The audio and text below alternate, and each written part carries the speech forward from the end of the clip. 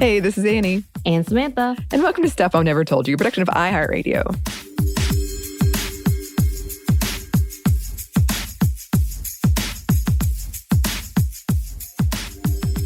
Anney. Yes. Welcome back. Yes, to you as well. It's good to see you. Technically, this is our second recording, but in one day. But I really felt like I needed to do a welcome back again. Yes. Because it just felt right. It did feel right. And, you know, we're only seeing each other over these virtual screens. I know. But still good to see you. Yes, our recordings have gotten longer and longer just because I keep asking you conversational stuff instead of working, which is probably not helpful, but hey. I've enjoyed it. Yeah. Lots of laughs have been had. I haven't talked to somebody in so long. My throat is hurting and my face hurts from smiling, but this is good pain. Okay, good. I'm like, oh no, I'm making her smile too much. Oh. I love it. Anything new you've been doing since the new year? Because, you know, that's supposed to be a thing. Well, I sent you a picture. I got a Galaxy projector. Yeah, I meant to ask you about that. That was pretty fancy. Yeah, I really like it. And I've been being the biggest of nerds, and I'll put it on and I'll listen to classical music and read fan fiction. It has been the best. And I am trying to stretch more.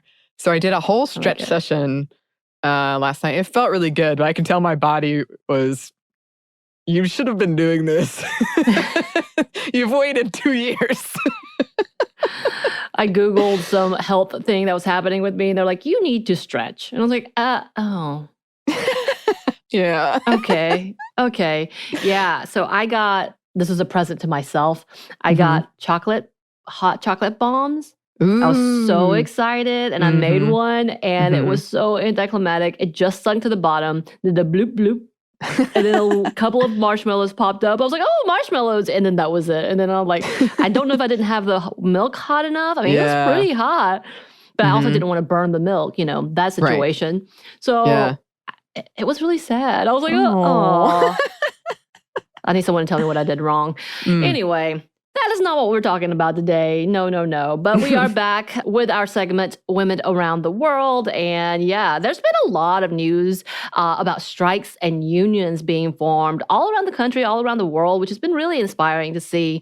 And it's an exciting time to watch as employees and workers are coming together to demand better pay, better benefits, and a call to just overhaul a system that is based on results and dollars over the people and quality of work and quality of conditions. So it is really exciting to see and inspiring to see. So we wanted to talk about a woman who's been fighting to better work situations and right for domestic workers. 55-year-old Marcelina Bautista, who has been a part of this activism in Mexico since she was 17 years old. So she's been working, though, way before then, and continues to be recognized for her hard work and passion. And just to go ahead and let y'all know, we're getting most of this information and quotes from translated sites.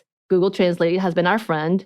So it's obviously a little different from what she's actually saying or what the sites are actually saying when it comes to the Spanish translation versus the English translation. So bear with us. But we had to celebrate such an amazing woman.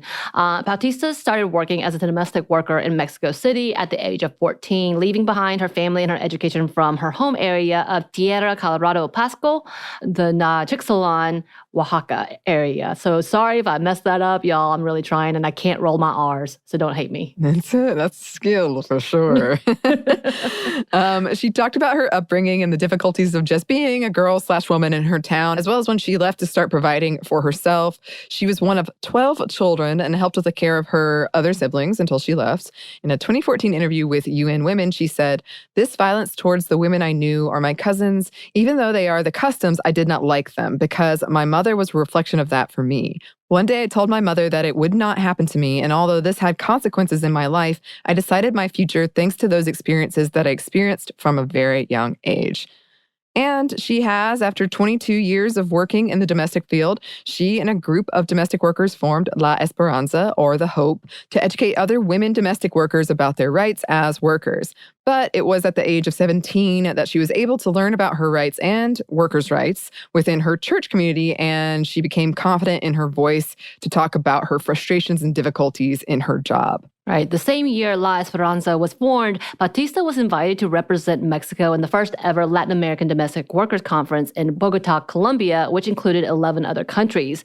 So in 1998, after she was asked to join the staff meetings at Cinco's, which was a part of the UN organizations, where she was working on the maintenance staff, she was able to be a part of the actual staff and was able to grow in her leadership and her educational efforts after the fact. And it wasn't too much longer that she started the Center for Support and Training for Domestic Employees, or the CACEH, in 2000. She, quote, has promoted the human and labor rights of domestic workers and carried out the unionization process of this labor sector, which was formed on August 30th, 2015, with the National Union of Domestic Workers, also known as SINACTRAHO, SINACTRAHO, the first national union of domestic workers in Mexico. And she has been working to continue to bring light to the difficulties as well as the mistreatment of so many domestic workers in Mexico and around the world. Not only is she the founder and director of the CACEH, but she also was General Secretariat of the Latin American and Caribbean Confederation of Domestic Workers, or CONLACTRAHO, and the regional coordinator of the International Network of Domestic Workers, the regional coordinator for Latin America of the International Federation of Domestic Workers, FITH. As well. And hopefully we're getting these acronyms somewhat correct. Yeah. Well, we got the correct acronyms. We just don't know how people say them necessarily. Right. There you go. The amount of work and continued fighting Bautista has been doing for domestic workers cannot be understated. And when she was asked what she felt was her contribution to society, she said, quote, "Make the invisible visible is the motto of the organization that I preside over. I think that has been my contribution to make private work public today. Make visible what we domestic workers do and our precarious situation so that it is an issue that is on the public agenda, but above all, be testimony of change that with what one has in hand, one can make a difference. I believe that I have also contributed to the development of the International Standard for Domestic Workers, Convention 189, and I ask that its ratification be the contribution of my Mexican government." Right, and we'll talk about that in a bit. But she has done all of this, and she's been working with governments, like she said, and organizations to create a change for domestic workers everywhere. She was involved in creating the Convention of 189 of the International Labor Organization in Geneva, Switzerland in 2011, which addressed the issues of domestic workers having, quote, decent work, as well as the rights of workers, which was approved by that convention. And again, she's been pushing that forward in the government.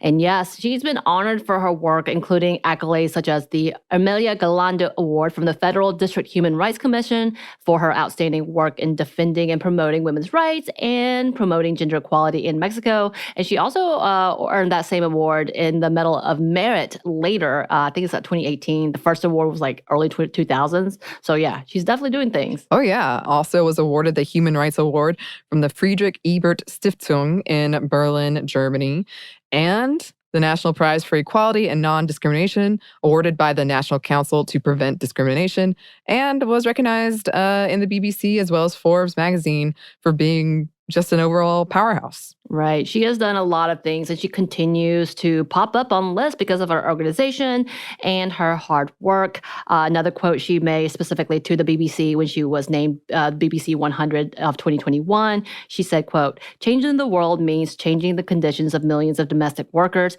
mostly women who work at home while others develop professionally. This social inequality will only end when domestic workers get the recognition it deserves." And absolutely. And we love to see it. We love to see people making change. And Mexico is a big hub for domestic work in general. So, cheers. And we salute you because you're doing some amazing things and can't wait to see how many more things come from her amazing work. Completely agreed. And as always, listeners, if you have any suggestions for someone or an organization we should highlight in this segment, please send them our way. You can email us at stuffmediamomstuff@iheartmedia.com. You can find us on Twitter at momstuffpodcast or on Instagram at Stuff I'll Never Told You. Thanks as always to our super producer, Christina, who is also a powerhouse. Oh, yes. And thanks to you for listening. Stuff I Never Told You is a production of iHeartRadio. For more podcasts from iHeartRadio, visit the iHeartRadio app, Apple Podcasts, or wherever you listen to your favorite shows.